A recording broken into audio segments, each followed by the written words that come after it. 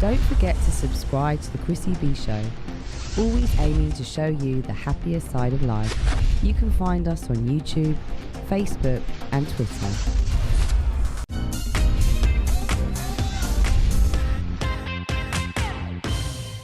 Welcome back. Now, before I meet my first guest, let's take a look at this fitness tip from Jane on the importance of cardiovascular fitness.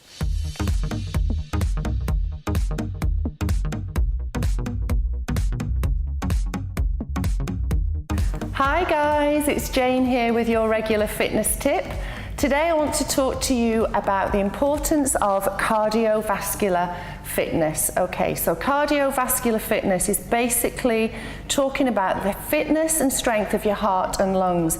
And one thing you have to remember is that your heart is a muscle, like any other muscle. If you work it, it gets bigger and stronger. If you don't, it gets weaker. Okay, so cardiovascular exercise will increase the strength in your heart and the efficiency of your lungs as well.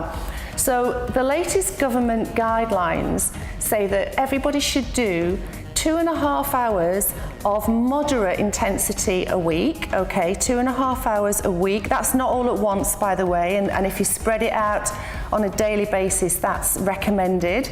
So moderate exercise is fast walking, not strolling, fast walking and swimming and cycling and stuff like that, where your heart rate is raised, but you're not absolutely breathless, okay? Or 1.25 hours of more vigorous exercise. So that would be aerobics or tennis or football, where your heart rate is really lifted and you would not want to have a conversation with someone at the same time.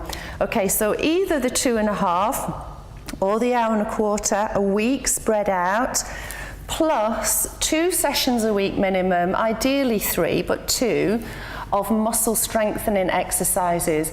So that could be something as simple as you getting on the floor at home and doing some press-ups, and I'll just show you a quick demo of a press-up because it's really easy to do. You can do it on your knees if you want to, or you can lift your knees up to make it more difficult and you put your weight down into your arms. Now, even if you only did 10 or 15 minutes of exercises like that, perhaps some squats and some lunges, then you're looking after your muscular strength, which, don't forget, also strengthens your bones, especially you ladies out there. Strengthening your muscles and your bones helps prevent osteoporosis. So I hope this is all motivating you to go out there, get fit and feel fantastic. Okay, see you soon, guys.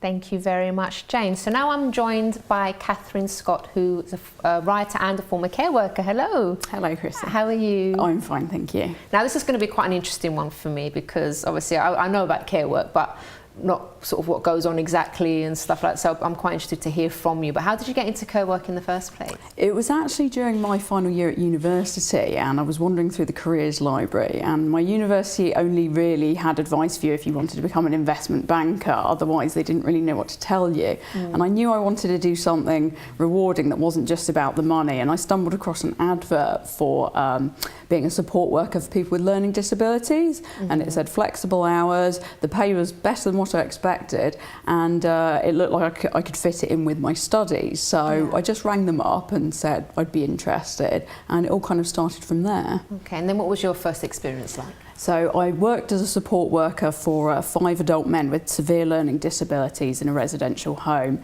and that was run by a charity. It was quite challenging. My first day I walked in and I was hugged by a topless old man wearing only tracksuit bottoms. Oh, gosh. And then an autistic man came and arranged me, moved me from room to room. And you sort of think, I could walk out the door and no one would know I was here, or I could give this a go. And I gave it a go and I absolutely loved it. It was, yeah, just thrilling. What was it you actually loved about it? Because a lot of people would feel uncomfortable in that kind of situation? Yes. I think it's knowing that you're bringing something individual to the life of someone who gets a big turnover of people coming in and out of their lives, and when you actually bond with someone and you see that smile of recognition when you come on shift, or you get through to someone who, autistic people are often very isolated, very hard to get through to socially, so when you actually achieve a bond with someone like that, it's fantastic. Yeah. So would you say that you have to be a certain kind of person to be able to work with? I would say yes in some ways, but that can also be all types of people from all types of background. But you have to want to do it for the job itself. I think there are too many people in the industry who drift into it when they've perhaps exhausted other job avenues, and that's so it's just another thing to do. Exactly, right. That's absolutely the wrong reason to do it. You've got to want to do it, because it can be very challenging. People will hug you, but they'll also throw things at you and swear at you. And so I'd say a level head. Is a good thing to bring to the job, but also just a curiosity and an openness, I think, is all you really need. Can you tell us some of the more challenging experiences that you've been through? Well, I have had a full roast dinner thrown at me when someone wasn't very happy about that. Working with dementia patients, which I've done as a home carer, can be very upsetting because people are very confused. They accuse you of things. They can be violent, so that can be quite upsetting. And people, they like their rituals. So if you move someone's Simpsons ornament, that could bring on a massive tantrum. So you have to be quite reactive and able to cope with quite a lot of stress at times. I think it takes really special people to be able to work in care. I think yes, and you've got to know where to go to chill out and be able to ask for support when you need it, because I think people get burnt out in the industry from the high levels of stress, and they don't realise that carers need to be cared for as well. You need to go home and release some of the stress. Yeah. And what about sort of some of the best experiences you've had? I think one of my favourites is probably is with a lady who is still a great friend of mine. She's not a care client of mine anymore, but we stayed friends. And she's a wheelchair user. She won't mind me saying her name, so hello Denise if you're watching. Hello Denise. She's got 2 white cats, and when we were caring for her, part of our ritual in the summer was putting sun cream on the cats. Because their ears were very pale and got sunburned. Really? And if you've ever tried putting sun cream on a cat, they don't like it so much. So yes, trying to pin down Frodo and Indy and put sun cream on their ears is a moment where you think, yes, this was not what I quite expected when I signed up to be a carer, but I can say I've done it. So it's fun, it's those little sort of special moments that you absolutely. I mean, you come away with some fantastic anecdotes. Yes, plenty of stories to tell. But you're now a writer. Can you tell us about that, how you got into that? Yeah, so I sort of felt I'd gone as far as I could go with the care work, because once you've got your sort of MVQ level 3, the next step is management, which I didn't want to go into, because then you're not doing the caring anymore. And also it because it is emotionally and physically challenging, and it's still not very well paid, unfortunately. I felt I'd sort of hit a wall with it. So I started writing fiction in my spare time. I started blogging. Gradually I built up a portfolio, and I've been able to write for some big names like The Telegraph, The Times Literary Supplement. But yeah, I've also written a children's book that's got a character who's in a wheelchair, and it's written from the point of view of his daughter and how she's coped with his disability, and that was massively inspired by the work I've done with people in wheelchairs. And what I saw was what made all the difference to their lives was having children or parents who love them no matter what. Yeah. Oh, that's lovely. That's a really nice thing to do.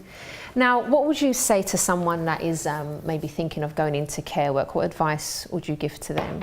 I would say, as I've said before, you need a cool head, a strong stomach sometimes. Any preparation, would you say, beforehand? Yes, I would say do your research, look into the training you might need. You can never be too prepared. There's lots of laws out there you'll need to know about, confidentiality. You know, this is not a job where you can just idly gossip about someone's personal business, even though, you know, you might know some very intimate things. Learn about safeguarding, learn what the laws are. And just make sure you want to do it for the right reasons, because you really care. Because it's not going to last, is it, if it's for the wrong or if it's just a stepping stone to something else. And practice, I suppose, because lots of us have elderly relatives. Spend some time with them, talk to them, listen to them, ask them what their needs are, what they would want from a carer.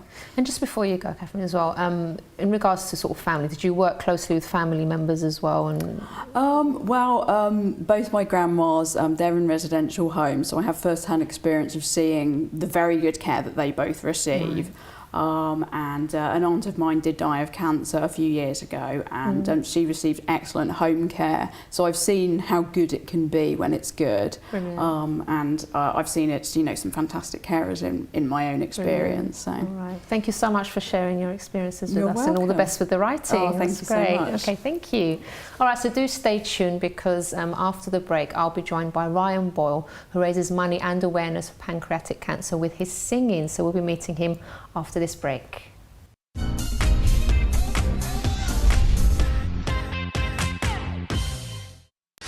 Don't forget to subscribe to the Chrissy B Show, always aiming to show you the happier side of life. You can find us on YouTube, Facebook and Twitter.